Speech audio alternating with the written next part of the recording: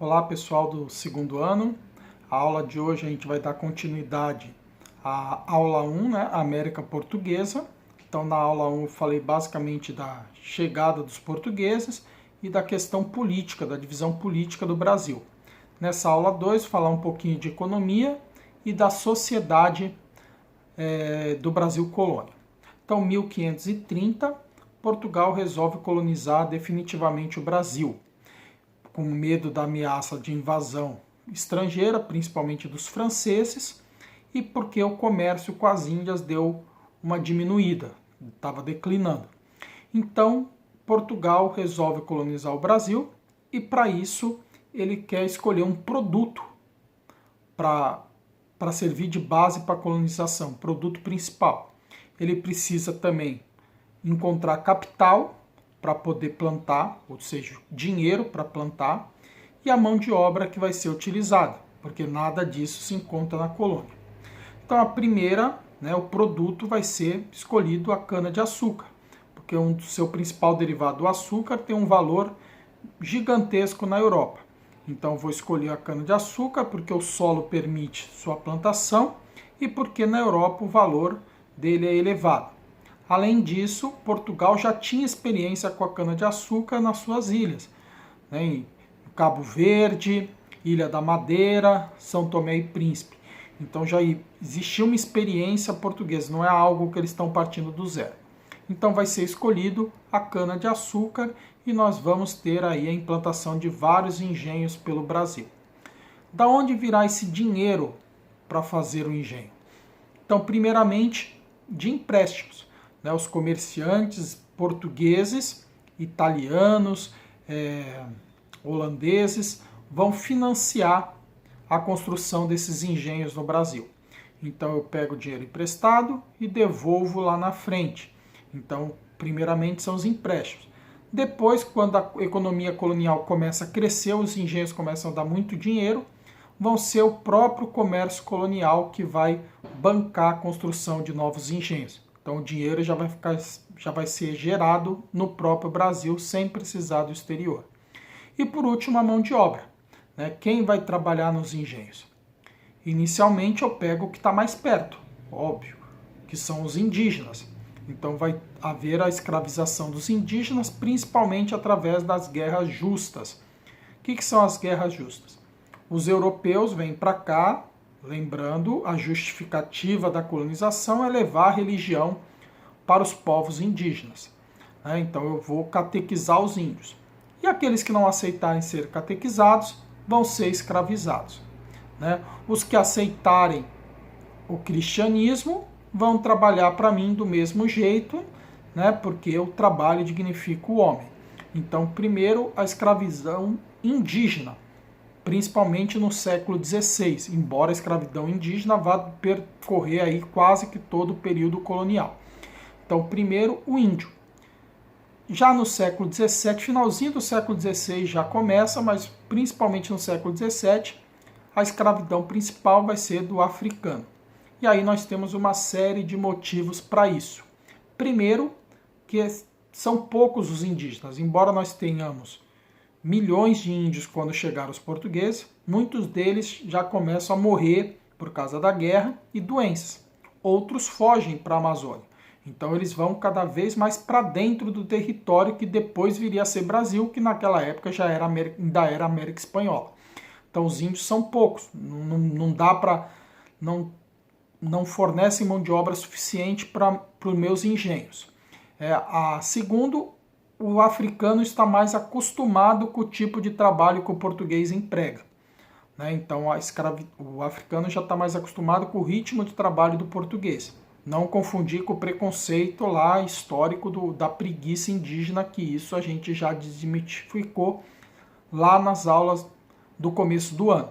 Então não tem nada a ver com isso, e sim a experiência no trabalho de lavoura que tem o africano. E o principal ponto, o valor econômico. Quem consegue o índio para escravizar é o próprio habitante da América, que entra nas matas, principalmente os bandeirantes, assunto mais para frente, e vai escravizar o índio. Ou seja, o lucro fica com o bandeirante. O lucro fica no Brasil. Se eu compro escravo africano, Quem vai trazer esse escravo africano? São comerciantes portugueses, né? Então, lucro para Portugal. Então, esse aí é um aspecto importantíssimo para a gente entender essa substituição gradativa do índio pelo africano, a questão econômica. Então, aí eu consigo terminar o ciclo. Eu consigo o produto, que é a cana, o capital e também a mão de obra. Só que, ao contrário do que se imagina, o Brasil não era uma grande fazenda de cana-de-açúcar. Nós temos vários outros produtos sendo cultivados no Brasil. Então eu tenho o anil, né, a tinta azul, uma planta que gera tinta azul, que é vendida bastante para o exterior, principalmente para a indústria têxtil de fora. Eu tenho o cacau, matéria-prima do chocolate. Eu tenho o algodão para fazer roupa, né? Eu tenho também a aguardente, que é outro derivado da cana-de-açúcar, muito vendido aqui na América e também trocado para o exterior. Eu tenho o fumo e eu tenho a pecuária. A pecuária também é assunto de uma matéria mais para frente, a importância do boi para alargar o território do Brasil, para nós tomarmos terra da Espanha conforme esse boi vai sendo levado para o interior do país. Então eu tenho aí um mercado interno, né, pessoas plantando aqui para poder vender no próprio Brasil, né, comida, então milho, mandioca, etc. E eu tenho o mercado externo também, com o cacau, com o algodão, com o fumo, com a aguardente, com o anil, etc. Então, mercado interno e mercado externo bastante desenvolvido. Então, não podemos achar que era só cana-de-açúcar, embora a cana-de-açúcar seja disparado o mais importante. Então, aí a gente termina a economia e, para terminar a aula de hoje, vamos falar sobre a sociedade, né? Então, a sociedade do Brasil colônia. Então, a primeira informação que a gente tem que ter é que a sociedade é heterogênea, né? O que nós temos de sociedade em São Paulo não é o mesmo que nós temos de sociedade no Nordeste. Então, São Paulo, eu tenho lá a questão do bandeirante e do indígena muito presente, além dos fazendeiros, obviamente. E a sociedade mais marcante, que é a que a gente vai estudar, é a sociedade açucareira, que está aí praticamente no Nordeste inteiro. Então, é a sociedade do açúcar, é a casa grande e a senzala. É a riqueza extrema convivendo lado a lado com a pobreza extrema. Então, é aí a sociedade caracterizada pela casa grande e a senzala. O que eu tenho nessa sociedade heterogênea? Eu tenho duas coisas que estão presentes no Brasil inteiro. A primeira é a escravidão. Então, a escravidão está presente em todas as regiões do Brasil, né? E aí com pequenas diferenças, a escravidão africana muito mais forte no Nordeste, a escravidão indígena muito mais forte no Sudeste. E a hierarquia excludente, né? Então eu tenho uma parcela pequena da população que concentra nela toda a riqueza, todo o poder e todo o prestígio. E para o resto da sociedade, seja ele o escravo, né, que está lá na ponta, sem direito algum, sem o direito até de ser, né, porque eles não são, eles são mercadorias na cabeça dos seus donos, até os trabalhadores livres, que também vivem uma vida bem ruim, em sua grande maioria.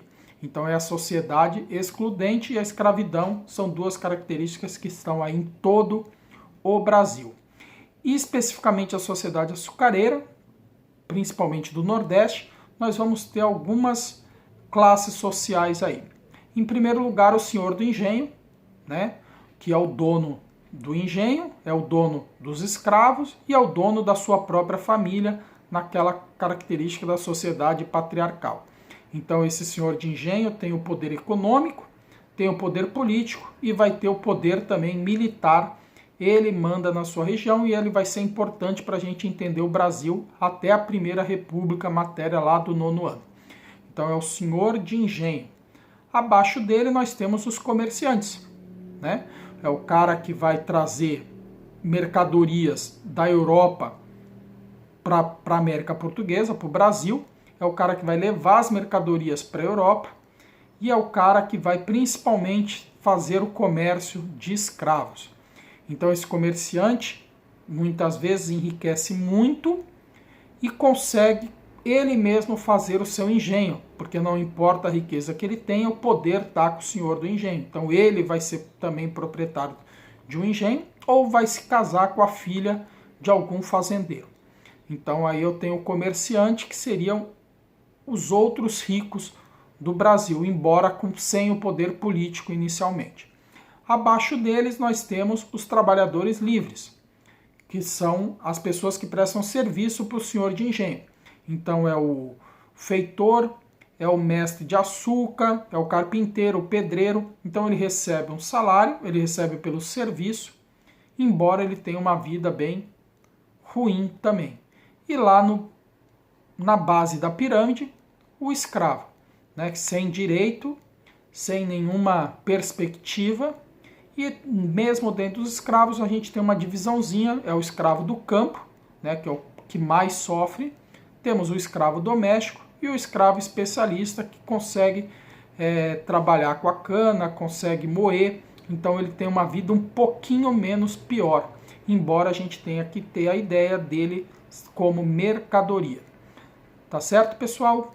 Então eu espero que vocês tenham entendido a aula 2, né, tudo sobre a América Portuguesa. Na aula 3, sobre esse mesmo assunto, vamos falar sobre os holandeses, a invasão holandesa do Brasil. E qualquer dúvida sobre esse vídeo, vocês podem mandar aí pelo Classroom, que eu irei responder. Abraço!